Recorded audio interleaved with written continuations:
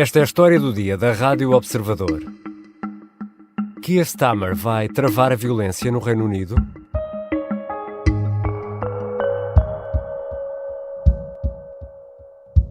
Whatever the apparent motivation, this is not protest.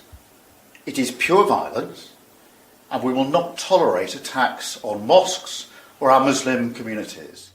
Keir Starmer é primeiro-ministro há cerca de um mês e está a lidar com a pior situação de violência no Reino Unido dos últimos 10 anos.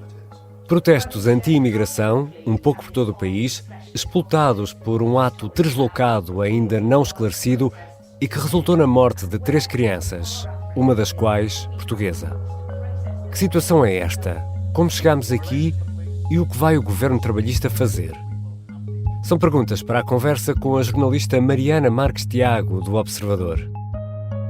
Eu sou o Ricardo Conceição e esta é a história do dia de terça-feira, 6 de agosto. Bem-vinda, Mariana. Olá, Ricardo. Mariana, para contarmos esta história temos de regressar uma semana no tempo a um atentado terrível. O que é que sabemos sobre o que aconteceu? Há cerca de uma semana, algumas crianças estavam numa aula de dança, era uma aula dedicada a Taylor Swift, portanto estariam a dançar algumas das músicas da cantora, em Southport, que fica a norte de Liverpool, quando a aula foi interrompida porque foi invadida por um adolescente que tinha uma faca e que acabou por esfaquear várias pessoas com as quais se foi cruzando. Na sequência desse ataque, acabou por matar 3 crianças que estavam na aula, tinham 6, 7 e 9 anos, e acabou por ferir 10 pessoas, sendo que destas 10, 8 eram crianças. A própria cantora Taylor Swift, quando soube daquilo que tinha acontecido, do ataque, acabou até por reagir e por dizer que estava em choque e mostrar solidariedade. E uma dessas 3 vítimas mortais é portuguesa, uma dessas crianças é portuguesa. Sim, veio-se a saber depois, até foi a terceira informação que se soube, que veio-se a saber que era uma criança de 9 anos que era portuguesa, filha de pais madeirenses, e isso levou depois até o Presidente da República e o Primeiro-Ministro a apresentarem as condolências à família, com Marcelo Rebelo de Sousa a caracterizar este ataque como um bárbaro, e o Primeiro-Ministro a dizer que tinha tido conhecimento do ataque indescritível com profunda consternação. Até depois o próprio Governo Regional da Madeira, depois quando se veio a confirmar que a criança era filha de madeirenses, também veio lamentar a morte e mostrar-se disponível para ajudar naquilo que fosse necessário. E o que é que sabemos sobre esse atacante e sobre este ato deslocado? Olha, atualmente ele está detido, está em prisão preventiva e tem uma audiência marcada para outubro. Inicialmente não se sabia muito sobre o atacante, que é um procedimento normal em Inglaterra quando os crimes envolvem menores, portanto ocultam a identidade do suspeito. Portanto ele é menor. Exatamente, ele é menor, sim. Sabemos que idade tem? Tem 17 anos. Inicialmente só se sabia que ele tinha nascido em Cardiff, no país de Gales, e que morava em Banks, que é perto do local onde o ataque se deu. Depois, a partir do momento em que os protestos começaram a desenrolar, a polícia percebeu que era a altura de revelar mais informações sobre o atacante e acabou por dizer que... disse o nome, divulgou o nome. Sabemos que se chama Axel Rudakubana, que é britânico e que tem ascendência do Ruanda, portanto os pais são naturais do Ruanda. E atualmente é acusado de 10 tentativas de homicídio, de posse de arma branca e de 3 homicídios. E foi avançada alguma explicação para o motivo deste ataque tão bárbaro? Não há outra forma de o descrever? Não, até agora as autoridades não adiantaram nenhum motivo. O que é facto é que este ataque incendiou os ânimos em Inglaterra, com os manifestantes a dizerem que se tratava de um ataque de um radical islâmico. Foi isto tudo que acendeu o rastilho da violência a que temos assistido? Sim. Como tinha dito, inicialmente a informação que havia sobre o suspeito era muito limitado e, portanto, nas redes sociais começaram a ser divulgadas informações falsas que diziam que ele era um imigrante muçulmano. Portanto, tudo começou a ganhar outra dimensão e grupos anti-imigração começaram a querer manifestar-se contra aquilo que tinha acontecido. Foi aqui que os protestos começaram. Portanto, o primeiro protesto aconteceu logo no dia seguinte, em Southport, no sítio onde o ataque aconteceu. E o alvo, chamemos-lhe assim, do protesto foi a mesquita de Southport, porque era onde estava a decorrer uma vigília em memória das 3 vítimas. No local acabaram por se reunir centenas de manifestantes que acabaram por se virar contra a polícia e, portanto, nesse dia houve uma carrinha a ser incendiada, foram tirados tijolos, garrafas, pedras, houve 50 polícias a ficar feridos. 50 polícias. Exato. E, portanto, ganhou contornos muito, muito violentos. Este protesto foi organizado pela Liga de Defesa Inglesa, um grupo de extrema-direita. Já regressamos à conversa com a jornalista Mariana Marques Tiago. Como vai, afinal, o novo governo britânico travar a violência que se instalou nas ruas?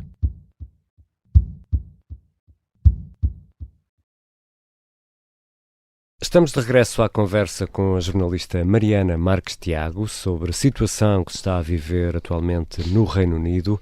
Mariana, a violência tomou conta das ruas de várias cidades britânicas, mas um pouco por todo o país, não é? Sim, depois de Southport passou para a capital, logo no dia seguinte, que seria o local mais expectável, e depois a partir daí, ao longo de toda a semana, tem estado a difundir-se por várias cidades. Em Liverpool houve uma grande manifestação, de acordo com a BBC estiveram cerca de 1000 manifestantes. Depois houve também alguns protestos em Leeds, Manchester e chegou até Belfast, na Irlanda do Norte. E, portanto, já está a ganhar uma dimensão tal que já há quase 400 pessoas, foram quase 400 pessoas detidas, um número que foi avançado esta segunda-feira e que as autoridades esperam que venha a aumentar. Que possa aumentar ainda? Sim.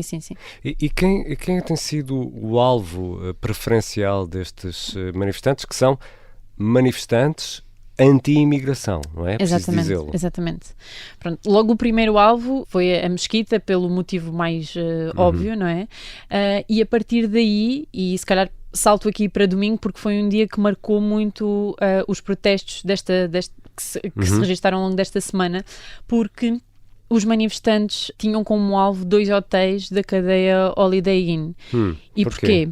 Porque, alegadamente, estavam nestes 2 edifícios, nestes 2 hotéis, um em Tamworth e outro em Rotherham, estavam requerentes de asilo, era onde eles estavam a viver temporariamente. E em Rotherham foi particularmente violento porque, isto de acordo com relatos de polícias que foram chamados para o local para reforçar as autoridades que estavam lá, os manifestantes atiraram fezes de animais, foguetes luminosos e até urina contra os próprios agentes que estavam lá e que estavam a fazer um cordão à volta do edifício para evitar que os manifestantes entrassem no hotel e no fundo para proteger as pessoas. Tiveram que cercar o edifício para garantir a segurança das pessoas. Sim. E agora, perante estas cenas de violência que duram já há uma semana, o que é que o governo britânico vai fazer? Esta segunda-feira, ao fim de uma semana de protestos, reuniu-se o Gabinete de Cobra, que é um gabinete de crise, no fundo, para avaliar a situação e onde estiveram presentes vários ministros e elementos das forças de segurança também. E desta reunião saíram algumas conclusões, sendo que 2 das mais importantes e que o próprio Primeiro-Ministro destacou são que serão aplicadas sanções penais muito mais rápidas a todos aqueles que foram envolvidos que estão envolvidos nos confrontos. Isto porque, como foram identificadas e detidas muitas pessoas, tem que se acelerar o processo para poder dar resposta. Quase processos sumários, digamos. Sim. E será também criado aquilo que foi chamado pelo próprio Primeiro-Ministro, um exército permanente de polícias especializados para gerir os motins. No fundo, quase como se fosse uma força de intervenção rápida para estes motins em específico. E obviamente que as redes sociais aqui têm um papel importante também na divulgação, quer de convocatórias de protestos, quer de anti-protestos, que também já houve anti-manifestações, não é? Que acabaram em violência. Sim, é verdade. O próprio Primeiro-Ministro, depois da reunião do Gabinete de Cobra, chamou a atenção para o facto de as leis também se aplicarem a atividades ilegais online. So if you're inciting violence, It doesn't matter whether it's online or offline. And therefore, I expect, just as in relation to those that are directly participating on the streets, for there to be arrests and charging and prosecution. Equally, portanto, ele refere-se aqui à questão do incitamento ao ódio, de tudo o que seja violência online, e alertou para o facto das autoridades estarem também atentas a isso. Portanto, mais do que, ou além dos protestos que acontecem fisicamente, vão estar também atentos e a monitorizar aquilo que acontece online. Mas há quem defenda que a violência atingiu um patamar tal que será necessário chamar o exército, porque as forças policiais já não têm mão nos protestos, e até convocar uma reunião especial no Parlamento. Já estamos nesse nível. Sim, alguns deputados pediram, por exemplo, que a Câmara dos Comuns, a Câmara Baixa do Parlamento britânico, encurte as férias face aos protestos. E depois temos, por exemplo, o Nigel Farage, o líder do partido Reform UK, que diz que uma das coisas certas a fazer agora para tratar do assunto, uma das primeiras coisas que deve ser feita é precisamente levar este tema ao Parlamento. Ele que tem um discurso anti-imigração, Exatamente. Não é? E diz ainda que não se pode descartar a utilização do exército, pronto, caso haja uma escalada na violência, precisamente porque os agentes que estão no terreno podem não estar a conseguir dar conta do recado, digamos assim. Mas até ao momento o governo não mostrou nenhuma abertura a qualquer uma destas hipóteses, portanto, nem a levar ao Parlamento, nem a chamar o exército para lidar com a situação, no fundo. Porque ter militares a tratar de ordem pública, isso quer dizer que já passámos para é uma escalada completamente diferente. Nível completamente diferente, porque isso é uma missão que, por regra, cabe às forças policiais. Exatamente. E, no fundo, Mariana, este é o primeiro grande teste para o novo governo trabalhista. Como é que está a sair o governo trabalhista no meio disto tudo? É verdade. O primeiro-ministro assumiu estas funções há cerca de um mês, portanto ainda está a aquecer o lugar, no fundo. E é preciso lembrar que ele cortou com a hegemonia dos conservadores que já estavam lá no poder há quase 15 anos. Portanto, agora esta é quase como se fosse a sua primeira prova de fogo, e tem-se percebido que os protestos estão a multiplicar-se muito rapidamente, tal como falávamos, online e offline, e portanto há aqui alguma expectativa para perceber como é que o governo vai lidar com todas estas manifestações e também com aquilo que aparenta ser um crescimento da intolerância face aos imigrantes no país, que está a tomar uma proporção muito grande, não é? E as pessoas estão a manifestar-se de forma mais violenta. É importante dizer que há mais de uma década que o Reino Unido não registava uma violência desta dimensão, talvez desde 2011, em que foi morto um homem negro, Mark Duggan, que tinha 29 anos na altura e que também despoltou aqui vários protestos na altura. Portanto, é mesmo uma prova de fogo para este governo, sim. E que foi morto pela polícia e deu depois origem a esses protestos. Exato. Obrigado, Mariana. Obrigada. Mariana Marques Tiago é jornalista da secção de Sociedade do Observador e tem estado a acompanhar as notícias da violência no Reino Unido.